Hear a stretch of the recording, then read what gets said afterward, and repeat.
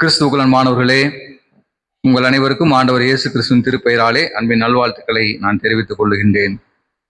இன்றைய நாளிலே நாம் சிந்திப்பதற்கென்று நம்முடைய தென்னிந்திய திருச்சபை மாமன்றம் நமக்கு தந்திருக்கின்ற தலைப்பு என்னவென்று சொன்னால், என் ஆண்டவரே என் கடவுளே என்கின்ற தலைப்பை தந்திருக்கிறார்கள்.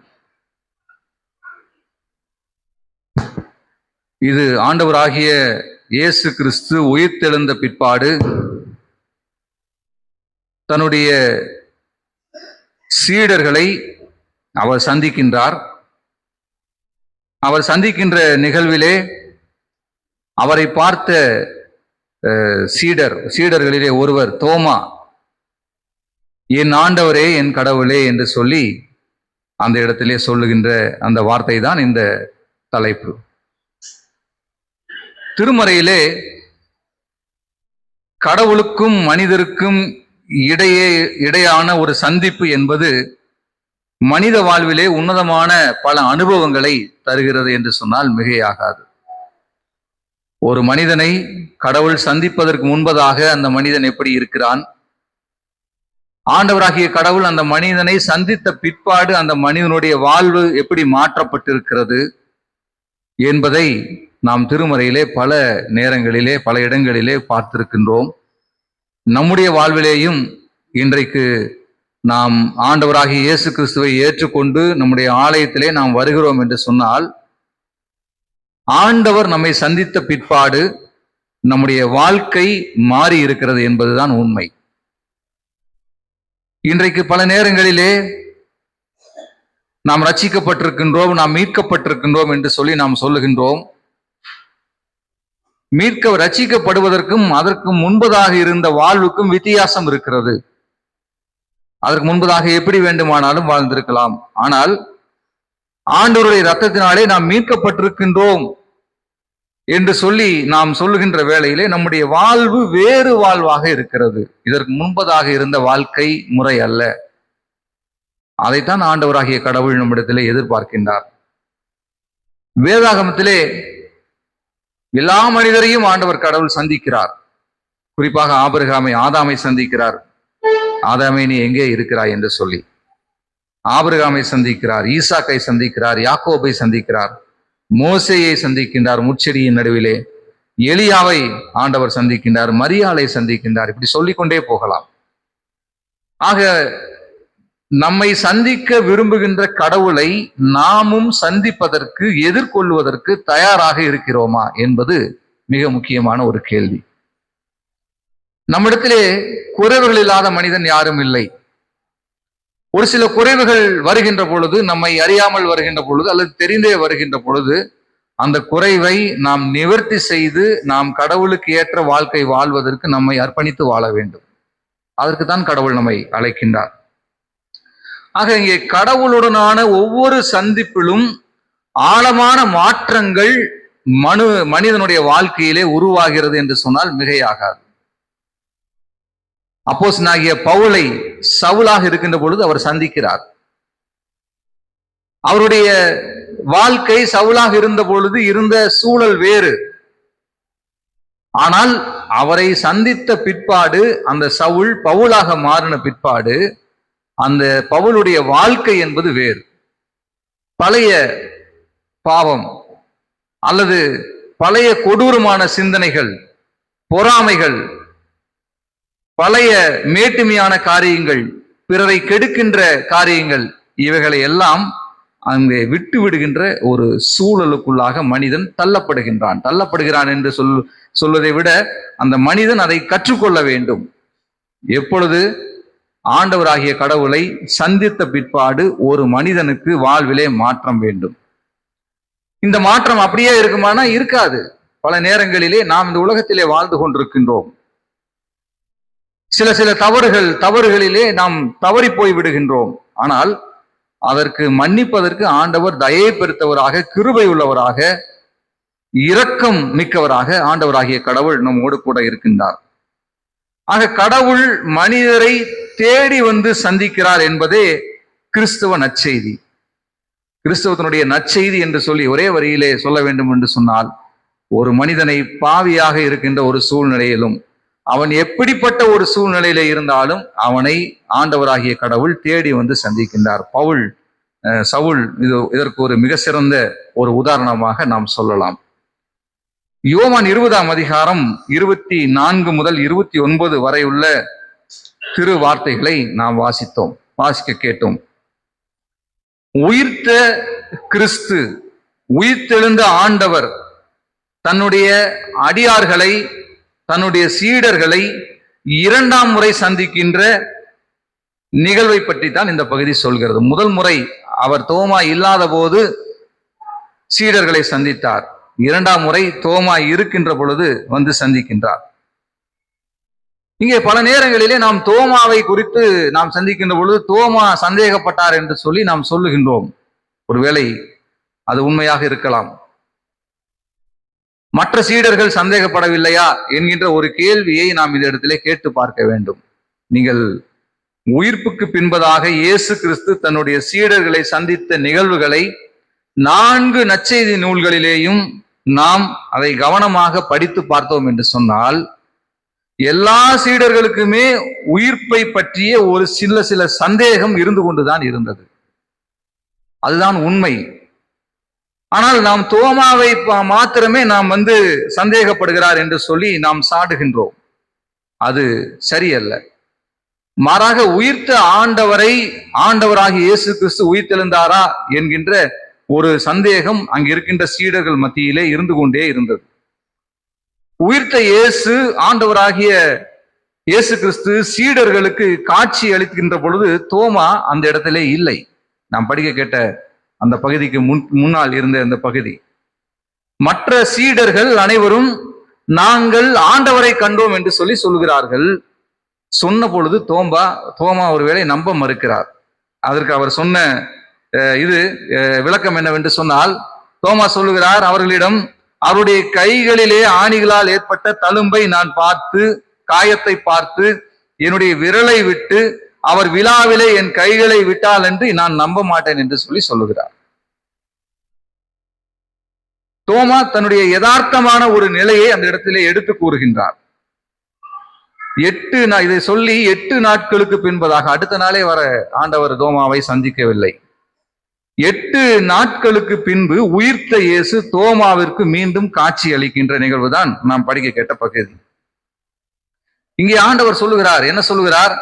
தோமாவே, நீ உன் விரலை நீட்டி என் கைகளை பார், உன் கையை நீட்டி என் விழாவிலே போடு, அவிசுவாசியாயிராமல் விசுவாசியாயிரு என்று சொல்லுகின்றார். அன்புக்குரியவர்களே, நாமும் பல வேளைகளிலே நாம் சந்தேகப்படுகின்றோம். என்னுடைய ஜெபம் கேட்கப்பட்டிருக்கிறதா? என்னுடைய விண்ணப்பம் ஆண்டவருடைய சமூகத்திலே எட்டி இருக்கிறதா?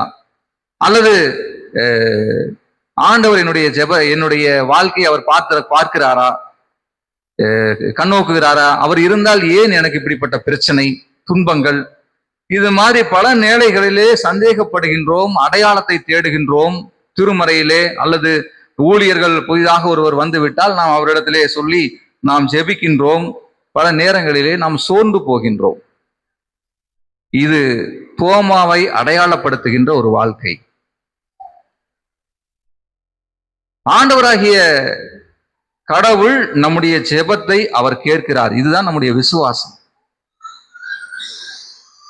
அவர் நாம் ஜெபித்த பிற்பாடு இது நடக்கவில்லை, அது நடக்கவில்லை என்று நாம் சொல்லுகின்ற பொழுது, நாம் தோமாவை நம்முடைய வாழ்க்கையிலே, நாம் தோமாவுடைய சிந்தனைகளை நாம் அணிந்து கொண்டவர்களாக நாம் சந்தேகப்படுகின்ற ஒரு சூழலுக்குள்ளாக நாம் தள்ளப்படுகின்றோம். அதிலே சோர்வடைந்து போகின்றோம்.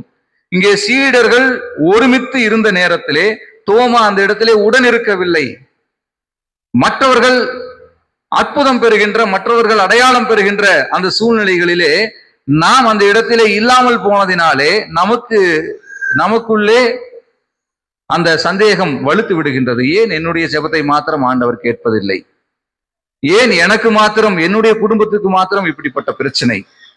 ஏன் எனக்கு மாத்திரம் இப்படிப்பட்ட ஒரு சூழ்நிலை உருவாகி கொண்டிருக்கிறது? ஏன் என்று சொன்னால், அவர்கள் நன்றாக இருக்கிறார்கள், அவங்க வந்து ஜெபம் பண்ணுவது ஆண்டவர் கேட்கிறாரே. அவர்கள் அந்த சூழ்நிலையிலே, அந்த நிலையை நாம் பல நேரங்களிலே அனுபவிக்காமல் இருந்து விடுகின்றோம். அப்படி அல்ல. மாறாக நம்முடைய ஜெபத்தையும் ஆண்டவராகிய இயேசு கிறிஸ்து, ஆண்டவராகிய கடவுள் நம்மை கேட்டு நம்மை வழி நடத்துகின்ற ஆண்டவராகத்தான் அவர் நம்மோடு கூட இருக்கின்றார். இங்கே தோமா தன்னுடைய சொந்த வாழ்விலே பார்த்து கேட்டு அவர் தொட்டு பார்த்தார் தான் நம்புவேன் என்று சொல்லி ஒரு உணர்வு பூர்வமான விசுவாசத்தை வெளிப்படுத்துகிறார் என்பதை நாம் இந்த வழியிலே நாம் அதை சிந்தித்து பார்த்தோம் என்று சொன்னால், தோமா ஒரு உணர்வு பூர்வமான ஒரு விசுவாசத்தை அவர் தேடுகிறார். இது உண்மைதான் என்று சொல்லி ஒரு ஆணித்தரமான நம்பிக்கைக்குள்ளாக அவர் உள்ளே செல்ல விரும்புகின்றார். தோமா தன்னுடைய சொந்த அனுபவத்திலே அதை உணர வேண்டும் என்று சொல்லி விரும்புகிறார். நீ சொல்லி நான் உணர வேண்டும் என்பதல்ல, இயேசு உயிர்த்தெழுந்தார் என்று சொல்லி என்னுடைய நண்பர்கள், என்னுடைய சீடர்கள் சொல்லி நான் உணர்ந்து கொள்ள வேண்டும் என்பதல்ல, என்னுடைய சொந்த அனுபவத்திலே, என்னுடைய சுய அனுபவத்திலே நான் தொட்டு உணர வேண்டும் என்று சொல்லி அவர் விரும்புவது என்பது அது சந்தேகம் என்பது அல்ல. அது அவருடைய ஆழமான நம்பிக்கையை குறிக்கிறது. அது அவருடைய ஆழமான விசுவாசத்தை குறிக்கிறது. அன்புக்குரியவர்களே, கிறிஸ்துவம் என்பது ஒவ்வொருவருடைய தனிப்பட்ட நபருக்கும் உரியது என்பதை புரிந்து கொள்ள வேண்டும். தம்முடைய சொந்த வாழ்விலே நாம் ஒவ்வொருவரும் கிறிஸ்துவை அனுபவித்து உணர வேண்டும். இதுதான் தோமாவினுடைய அனுபவம். நான் ரட்சிக்கப்பட்டிருக்கிறேன், அவர்கள் ரட்சிக்கப்பட்டிருக்கிறார்கள் என்று அந்த ரட்சிப்பின் சந்தோஷத்தை, மகிழ்ச்சியை அவர்கள் சொல்ல கேட்டு சந்தோஷப்படுவது என்பது வேறு, அல்லது அந்த மகிழ்ச்சியை நான் அடைய வேண்டும் என்பது வேறு.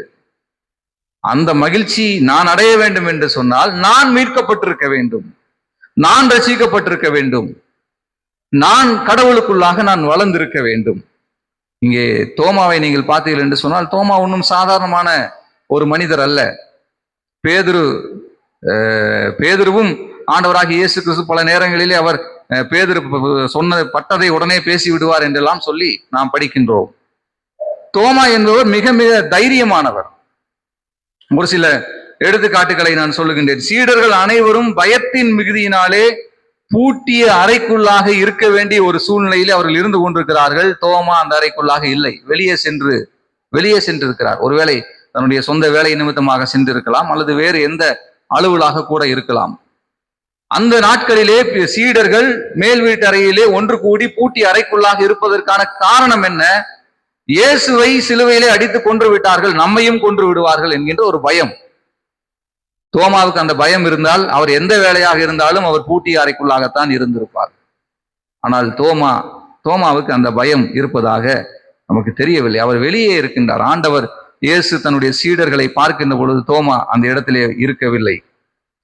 இயேசுவை கொலை செய்ய திட்டமிட்டிருப்பது தெரிந்தும் இங்கே மற்ற சீடர்கள் எல்லாரும் அமைதியாக இருக்க, இங்கே தோமா சொல்கிறார், எருசலேமுக்கு போகிறேன் என்று சொல்லி ஆண்டவர் சொல்லுகின்ற பொழுது சீடர்கள் பயந்தார்கள். ஒருவேளை இது நமக்கு நேரிடக்கூடாது என்று சொல்லி பேதுரு கடிந்து கொள்ளுகின்றார். செபதேயுவின் குமாரர் 2 பேர் என்ன சொல்கிறார்கள்? ஆண்டவரே, உன்னுடைய வலது பக்கத்திலே, உன்னுடைய இடது பக்கத்திலே எனக்கு இடம் கிடைச்சா போதும் என்று சொல்லி அவர்கள் நினைக்கிறார்கள். தோமா ஒருவர் மாத்திரமே சொல்லுகிறார். என்ன சொல்லுகிறார்? வாருங்கள், நாம் அவரோட கூட சேர்ந்து மரிப்போம் என்று சொல்லுகின்றார். அது நெகட்டிவாக சொல்லலாம், அல்லது பாசிட்டிவாக, எப்படி வேண்டுமானாலும் சொல்லலாம். ஆனால் தோமா மிக தைரியமாக அந்த இடத்திலே சொல்லுகின்றார், வாருங்கள் நம்மும் போகலாம் என்று சொல்லி. இன்னும் யோவான் 14ஆம் அதிகாரத்திலே நீங்கள் பார்த்தீர்கள் என்று சொன்னால், ஆண்டவராகிய இயேசு கிறிஸ்து தன்னுடைய மரணத்தை தன்னுடைய சீடர்களுக்கு அறிவிக்கின்றார். உங்களுடைய இருதயம் கலங்காதிருப்பதாக என்று சொல்லி அதை ஆரம்பித்து அப்படியே சொல்லுகின்றார். இனி நீங்கள் என்னை காணப்போவதில்லை என்றெல்லாம் சொல்லுகின்ற பொழுது, அங்கே வசனம் 4, 5 அந்த வசனங்களை எல்லாம் படித்து பார்க்கின்ற பொழுது, நான் போகிற இடத்தை அறிந்திருக்கிறீர்கள், வழியை அறிந்திருக்கிறீர்கள் சொல்றாரு. அங்கே மற்ற சீடர்கள் அமைதியாக இருக்கிறார்கள். ஆனால் தோமா என்ன சொல்கிறார்? ஆண்டவரே, நீர் போகிற இடத்தை அறியோமே, வழியை எப்படி அறிவோம் என்று சொல்லி தைரியமாக தனக்கு தெரியாது என்று சொல்லி அந்த இடத்திலே ஒப்புக்கொள்வதை நாம் பார்க்க முடிகின்றது. அன்புக்குரியவர்களே, அரைகுறையான விசுவாசத்தை தோமா வைத்துக் கொள்ள விரும்பவில்லை. மாறாக அவரை தொட்டு பார்த்து முழுமையான நம்பிக்கை அடைய வேண்டும் என்று சொல்லி இங்கே தோமா விரும்புகின்றார். ஒரு நேர்மையான சந்தேகத்தை அந்த இடத்திலே அவர் வெளிப்படுத்துகிறார். அந்த நேர்மையான தோமாவுக்கு ஏற்பட்ட சந்தேகம் என்பது ஒரு நேர்மையான சந்தேகம் என்பதை நாம் தெளிவாக புரிந்து கொள்ள முற்படுவது சிறந்ததாக இருக்கின்றது. தோமாவினுடைய அந்த சந்தேகத்தை, ஐயத்தை போக்குவதற்காக ஆண்டவராகிய இயேசு கிறிஸ்து தாமாகவே முன் வருகின்றார். ஒருவேளை இரண்டாவது முறை அவர் காட்சி அளிக்காமல் கூட இருந்திருக்கலாம். ஆனால் தோமா அந்த சீடர்களோடு கூடி தோமாவுக்கு தனிப்பட்ட முறையிலே தன்னை வெளிப்படுத்தவில்லை. தன்னுடைய சீடர்கள் ஒன்றாக கூடி இருக்கின்ற வேளையிலே ஒருவேளை ஆண்டவர் நினைத்திருந்தால் தோமாவுக்கு தனியாக தன்னை உயிரோடு இருக்கிறவராக காண்பித்திருப்பார். ஆனால் மற்ற சீடர்கள் தோமாவும் ஒன்றாக கூடியிருக்கின்ற வேளையிலே ஆண்டவராகிய இயேசு கிறிஸ்து உயிர்த்தெழுந்த ஆண்டவராக அவர் தன்னை வெளிப்படுத்துகிறார். அந்த நிகழ்வைத்தான் நாம் இந்த பகுதியிலே நாம் வாசித்தோம். ஆக இந்த காயங்களை கண்ட தோமா, நீங்கள் நன்றாக கவனிக்க வேண்டும், நான் அந்த காயத்தை தொட்டு பார்க்க வேண்டும், விழாவிலே கை போட வேண்டும் என்று சொன்ன தோமா, ஆண்டவராகிய இயேசு கிறிஸ்து தன்னை வெளிப்படுத்தின உடனே அந்த இடத்திலே ஆண்டவர் சொல்றாரு, நீ வா, வந்து என்னுடைய விழாவிலே விரலை போடு, என்னுடைய காயங்களை தொட்டுப்பார் என்றெல்லாம் சொல்லி அழைக்கின்ற வேளையிலே இந்த தோமா அதை தொட்டு பார்த்து உணர வேண்டும் என்று சொல்லி விரும்பவில்லை. அதை தொட்டு பார்த்து விசுவாசிக்க வேண்டும் என்று சொல்லி விரும்பவில்லை. மாறாக அந்த இடத்திலே என் ஆண்டவரே, என் கடவுளே என்று சொல்லி அந்த இடத்திலே சொல்லுகின்ற தன்னுடைய விசுவாசத்தை வெளிப்படுத்துகிறார். மீண்டும் தொட்டு பார்த்து அதை விசுவாசிக்க வேண்டும் என்று சொல்லி தோமா விரும்பவில்லை. அந்த இடத்திலே தோமா உணர்ச்சி பொங்க, உணர்ச்சி மேலிட தன்னுடைய விசுவாசத்தை முழக்கமிடுகின்றார், என் ஆண்டவரே, என் கடவுளே என்று சொல்லி. அன்புக்குரியவர்களே, இங்கே ஒன்றை நாம் கவனிக்க வேண்டும். உயிர்த்த இயேசுவை நேரில் கண்டவுடன் தோமா காயங்களை தேடவில்லை. தோமா அந்த விழாவை பார்த்து அவருடைய காயங்கள் எங்கே இருக்கிறது, அந்த தழும்புகள் எங்கே இருக்கிறது என்று சொல்லி அதை தேடவில்லை. மாறாக இந்த இடத்திலே விசுவாச அறிக்கை செய்கின்றார். என் ஆண்டவரே, என் கடவுளே என்று சொல்லி நம்முடைய ஆண்டவராகிய கிறிஸ்துவை நாம் அறிக்கையிடுகின்ற பொழுது நாம் அவருடைய உயிர்ப்பை அறிவிக்கின்றோம் என்பதை நாம் புரிந்து கொள்ள வேண்டும். இன்றைக்கு நாம் ஆண்டவரே, கிறிஸ்துவே என்று சொல்லி நாம் மன்றாடுகின்ற ஒவ்வொரு மன்றாட்டிலும் நாம் இயேசு உயிரோடு இருக்கிறார் என்பதை நமக்குள்ளாகவே நாம் உணர்த்தி கொள்ளுகின்றோம். நாம் பிறருக்கு நாம் உயிர்த்த கிறிஸ்துவை நாம் அடையாளப்படுத்துகின்றோம் அல்லது சாட்சியாக வாழுகின்றோம் என்பதை நாம் புரிந்து கொள்ள வேண்டும். இதுதான் தோமாவினுடைய உச்சகட்ட விசுவாசம். அது சாதாரணமான விசுவாசம் அல்ல, அது ஒரு உச்சகட்ட விசுவாசத்திற்கு ஒப்பிடப்படுகின்றது. அன்புக்குரியவர்களே, தோமாவினுடைய இந்த அறிக்கை ஒரு மிக தைரியமான ஒரு அறிக்கை. ஏன் என்று சொன்னால், அந்த நாட்களிலே ரோம சீசர் அவர்தான் அவர் ஒரு கட்டளையிட்டு இருந்தார். என்ன? மக்கள் அனைவரும் தங்களை ஆண்டவர், கடவுள் என்று சொல்லி அழைக்க வேண்டும்.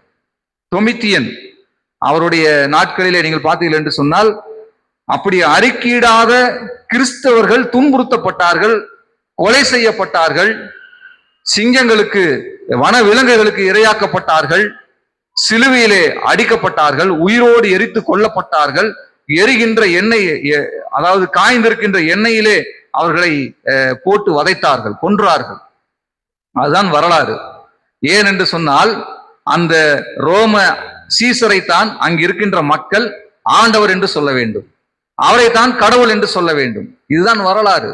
இந்த இடத்திலே தோமா மிக தைரியமாக சொல்லுகிறார், என் ஆண்டவரே, என் கடவுளே என்று சொல்வது என்பது அந்த ரோம அரசாங்கத்தினுடைய அதைகளை எல்லாம் சவால் விடுகின்ற ஒன்றை இந்த இடத்திலே நாம் பார்க்க முடிகின்றது.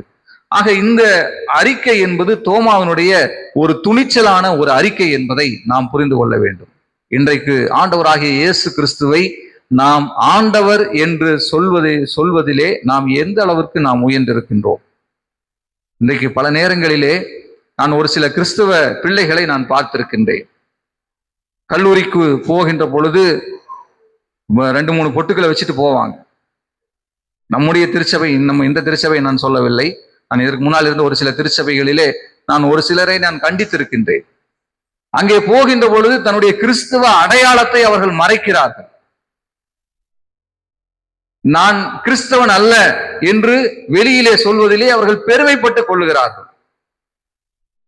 ஒருவேளை நம்முடைய வாழ்விலும் பல நேரங்களிலே கிறிஸ்தவன் என்று சொன்னால் நம்மை இந்த இனத்தை சேர்ந்தவனோ, இந்த ஜாதியை சேர்ந்தவனோ, அல்லது இந்த ஒரு இழிவான ஒரு கடவுளை வணங்குகிறானோ என்று சொல்லி மற்றவர்கள் தவறாக நினைக்கிறார்களோ என்கின்ற எண்ணம் பல நேரங்களிலே பலருக்குள்ளே இருக்கின்ற ஒரு சூழல். அப்படிப்பட்ட கிறிஸ்துவ பிள்ளைகளை நான் பார்த்திருக்கின்றேன். கிறிஸ்துவ அடையாளத்தை அவர்கள் மறைக்கின்ற ஒரு வாழ்க்கை. அந்த வாழ்க்கை என்பது நமக்கு தேவையில்லை. இங்கே தோமா மிக தைரியமாக சொல்லுகின்றார், யார் என்ன சொன்னால் நமக்கு என்ன, என் ஆண்டவரே என் கடவுளே என்று சொல்லி தன்னை அடையாளப்படுத்துகிறார். கிறிஸ்துவை உடையவன், கிறிஸ்துவை அடையாளப்படுத்துகின்ற உயிர்த்தெழுந்த கிறிஸ்துவை இந்த இடத்திலே அவர் வெளிப்படுத்துகின்றார். 1 கொரிந்தியர் 15ஆம் அதிகாரத்தில் நீங்கள் பார்த்தீர்கள் என்று சொன்னால் அப்போஸ்தலனாகிய பவுல் சொல்லுகின்றார், உயிர்த்த கிறிஸ்து தம்முடைய சீடர்களுக்கு பிறகு தனக்கும் தோன்றினார் என்று சொல்லி குறிப்பிடுகின்றார். எனக்கும் அடியேனுக்கும் அவர் தரிசனமானார் என்று சொல்லி அப்போஸ்தலனாகிய பவுல் சொல்லுகின்றார். பவுலுடைய வாழ்க்கையை நீங்கள் பாருங்கள். கிறிஸ்துவை அவன் பார்ப்பதற்கு முன்பதாக, கிறிஸ்துதான் ஆண்டவர் கடவுள் என்பதை அறிந்து கொள்வதற்கு முன்பதாக பவுலுடைய வாழ்க்கை எப்படி இருந்தது? கிறிஸ்து ஆண்டவர் கடவுள் என்பதை அறிந்து கொண்ட பிற்பாடு பவுலுடைய வாழ்க்கை எப்படி இருந்தது? நமக்கு தெளிவாக நமக்கு தெரிகின்றது. அன்புக்குரியவர்களே, ஆண்டவராகிய இயேசு கிறிஸ்துவே நம்முடைய ஆண்டவர், அவர்தான் நம்முடைய இறைவன் என்கின்ற விசுவாசம் நம்முடைய வாழ்க்கையிலே மேலோங்கி இருக்க வேண்டும். அதைத்தான் இன்றைய நாளினுடைய தலைப்பு நமக்கு உணர்த்துகின்றது. ஆக உடைந்த உள்ளத்தோடு இருந்தோரையும் உறுதியற்ற நிலையிலே இருந்தோரையும் உயிர்த்த ஆண்டவர் சந்திக்கின்றார். நாமும் பல வேளைகளிலே உடைந்த இருதயத்தோடு உறுதியற்ற நிலையிலே ஒரு சோதனையான ஒரு சூழ்நிலையிலே இருப்போம் என்று சொன்னால் உயிர்த்த ஆண்டவரை தரிசிக்க நாம் விரும்ப வேண்டும். உயிர்த்த ஆண்டவர் நம்மை தரிசிப்பார் என்று சொன்னால், அவர் தம்முடைய வல்லமையினாலே நம்மை நிரப்புவார் என்று சொன்னால், நாம் அவரை தொட்டு பார்த்து அனுபவிக்க வேண்டிய அவசியம் இல்லை.